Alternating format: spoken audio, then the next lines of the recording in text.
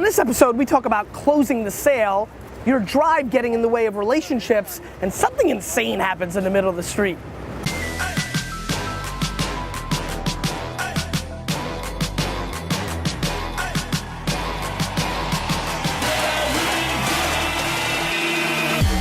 You ask questions, and I answer them.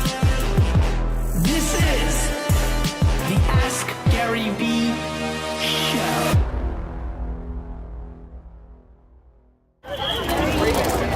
Want to take a step back? This way I don't have to move, but you can. Get more of it. What's that? Move over. And What number is this? 42. 142. Hey everybody, this is Gary Vee, Nerdchuck, and this is episode 142 of the Ask Gary Vee Show. A little gloomy here in the city, but my heart is not gloomy as I've just landed from Indianapolis on a tremendous weekend. Went to an amazing wedding, flew into Indy on connecting flights, grinded, got there, and then the payoff came through as the New York Jets stunned the Indianapolis Colts. You know, Andrew Luck was 14-1 coming off of losses. Pretty excited. I'm in a good mood. That 10-6 prediction that you all made fun of is starting to look a little bit better. I think this team is better than people think. I'm excited. I know a ton of you are Eagle fans. Looking forward to smashing your faces in this weekend, though the official prediction comes later in the week, and we'll see what that's all about. So, live in New York, and some other exciting news. India is finally back after being away for 6.5 months. That was a long trip. Yeah. It was a really long trip. It was. Got a pretty rad t-shirt on. Are these now available for sale? I know we paid like $4,000 to have this come. Or is it up by the, like now? It's up, all right. So Stefan, link that up, link it in Facebook and YouTube, and also play this little clip that happened yesterday after the Jets game. Shut up! Let's go, Ed! One more time! J-E-T-S! Jets! Jets! Jets! All right, India. We're a little rusty doing this. Let's get into the show! Jordan asks, I've been hustling since the age of 14. I now work 12, maybe 15 hours a day. I love what I do, but sometimes I fear my drive works against me, particularly when it comes to getting in the way of relationships with friends. How do you deal with that? I can't switch off. Yeah, I mean, this is something I struggle with as well. I mean, when you're on 24/7, 365, it's difficult to shut down. It's difficult to change from, in the zone to in the zone. And it works in reverse, Jordan, I'm sure, right? Like, right now it's hard for me to re-trigger back into the work zone off the high of the sports brain that I was rolling with over the weekend. Look, I think that actions speak louder than words, and if these relationships matter to you, you're gonna figure out how to hack and figure it out. It's as simple as that. There's just nothing else to say. Hello. And so, you've got to put in the work. You've got to learn how to shut down. I mean, sometimes it takes an hour, 2 hours, 3 hours, 4 hours. Maybe some sort of routine. Working out has been a good transition period for me. That's worked for me in the past or in the recent times. Something that lets you transition. Or what I tend to do, hey, little man, no worries. I think that another thing that I did that was kind of strategic was I rated and ranked my relationships, and then when I was segueing into off of work mode into a weekend or the holidays, I would actually schedule meetings according to what I thought of them. So like my mom would be later than maybe a solid friend, because then I'd feel like I was in the rhythm of that zone. So I think you've got to hack and make it work for you, but your actions are louder than your words, meaning you can't have the excuse of my brain is always on. It means that you've chosen your business, your entrepreneurship, and your ambition over those relationships, which, by the way, and this is not super popular, I find that to be okay. I don't think it's noble. I don't think it's nice. It's just a reality. And there's a lot of people that do it. Especially as you look higher and higher up the pyramid, you look at the Oprahs and the Michael Jordans. These are the choices that people make, and so I think you've got to make yours. And I think that you need to live your life and not take the judgment of all these people. However, just accomplishing your goals, the monies, the sports teams, the whatever they are, to have that by yourself and not to share that with the people you love the most, I think is a fairly lonely place, and you need to keep that into serious consideration. Sahil asks, why did you stop forcing people to ask questions from Instagram? This is a great question, Sahil. I actually picked this out and sent it to the team.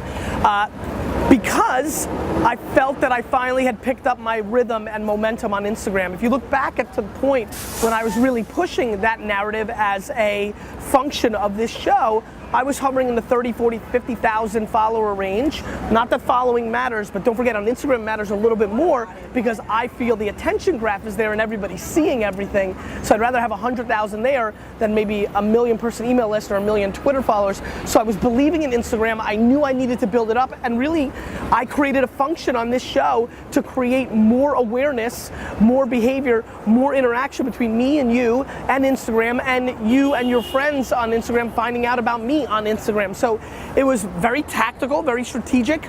I stopped asking because I feel as though I've gotten to a place where I've got a better cadence of momentum. There's ads now. I don't want to create unlimited friction with you and myself. So like, I want you to be able to ask questions the way you want to ask them. So it was a strategy in a moment of time for 3 to 4 months. I executed what I needed out of it, and I move on to the next strategy. And the reason I picked this question is I want to make it very evergreen to everybody and make them understand that strategies have life cycles. What worked for you 3-4 years ago, or 3-4 months ago, or 3-4 days ago can be debated and switched. And I think way too many people find something that works for them and they milk it until there's nothing left in the cow. Charles asks, what service do you use to make these amazing images?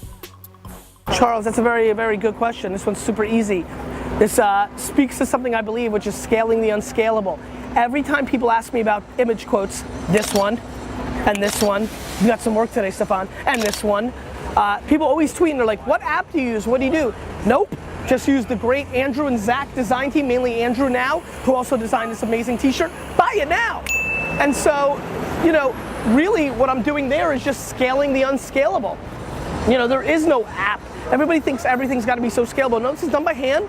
I have a design person. Obviously, look, and it's interesting, I have debated turning it into an app and opening it up to everybody, but for now it's just done by hand.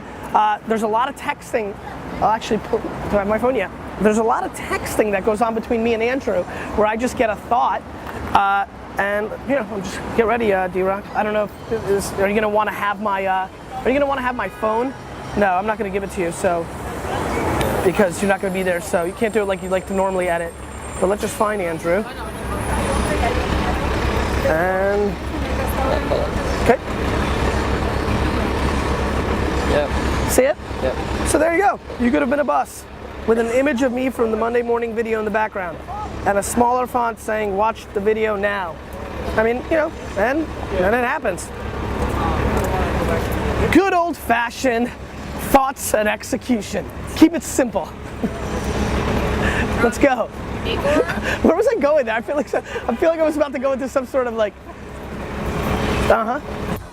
Igor asks, when is it okay to lie in business? That's interesting. The 14-year-old version of me would have said, anytime, all the time, go for it. You know, I think the answer is never. I don't see any value prop. I think that having self-confidence and believing that you could do something you've never done before is a great thing for business. But I think you got to lay those cards out to the person that's making that decision. You can't say we've executed a campaign like this before. Sorry. You can't say I've done this before, I've sold this before. What you can say is I truly believe I can do it because of these things. But faking the funk has diminishing returns, puts you in a precarious spot. And when you define it as lying versus a slight little embellishment or a little bit of hyperbole, when you go to lying, I think that has no place in the business world or in life. And take it from somebody who grew up a liar. It was very tough for me as a kid to break that habit. This is one of the disproportionate reasons I value my dad's fatherly advice. He really snapped me out of it. It's taken me a long time. I truly believe it's the reason that most people struggle with consuming me at first and don't know how to take me, because I do think there's a lot of bullshit DNA that I started with, but I chipped away, and that's a scoop. No place. Video? Video? You sent it to us. Do you have headphones? Yeah, I got headphones. We're really hacking this show together. Yeah. What's up, man? Gary Vaynerchuk? Yeah. What's your name? Adam K-Butt? Adam, that was pretty amazing. Thank you for doing that. That was stunning. Here's your thing. Thanks, brother. Holy shit, that was awesome. That was unbelievable. You just witnessed one of the great humble brag, lucky moments of all time. All right, that was insane. All right, here we go. Hey Gary, what's going on? Sean Mitchell here. I've got a sales question for you. In the last couple of weeks, I've lost 2 really big deals that I was anticipating closing. On the first call, I felt like I did a really solid job at uncovering their challenges and matching up our product's solution to those challenges. But on the second call, they ended up not moving forward, and it was a huge surprise to me. So Huge surprise. what is your advice to try and minimize the surprise? No. Thanks so much. Great question. Don't steal my headphones, idiot. Come off a 6-month vacation, steal my headphones. First of all, and I think AJ's better at this than me, I always think we're going to win the sale because I'm so good at being a salesman. But one of the great ways to not be surprised on losing a sale is to never think you've got it. I think that's actually a stunningly interesting aspect of it.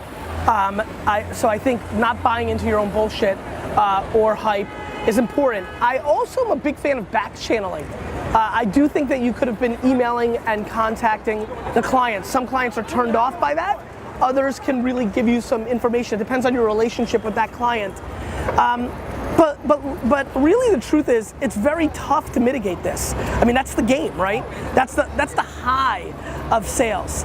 You go in for the kill, and you don't know necessarily if you've made it happen or not. And so I think teetering expectations, trying to communicate back channel during the time. Sometimes the squeakiest wheel gets the oil. Sometimes the squeakiest wheel gets taken off and replaced by a wheel. It's just a way you've got to figure out your own cadence, your own touch. I'm a big fan of, I always say I like things sold before I start selling them. So if you're going in for pitches, you know, a lot of times I like having relationships, putting out content before those things. I think that's really an important variable in sales, which is fundamentally selling before you're actually going in for the sale. I do believe an answer on the Ask Gary Vee show will lead to a business opportunity in the future. That's selling before selling. And so that's it. I mean, you can do what you can do before the fact, but once you're in the game, you can back channel a little bit, you can teeter your expectations, but you've got to let the results play out the way they will. That's a good show. I think people really like when I'm in New York City. I think I'm gonna start grabbing people too, just randomly. I interacted, I don't know if you noticed a little bit more, including what I know so many of you thought was a planted person. I just hope they believe, that was unbelievable. Statement of the day.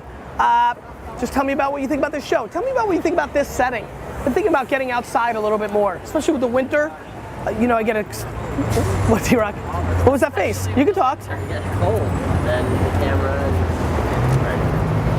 You're soft, T-Rock. You keep asking questions, I'll keep answering them.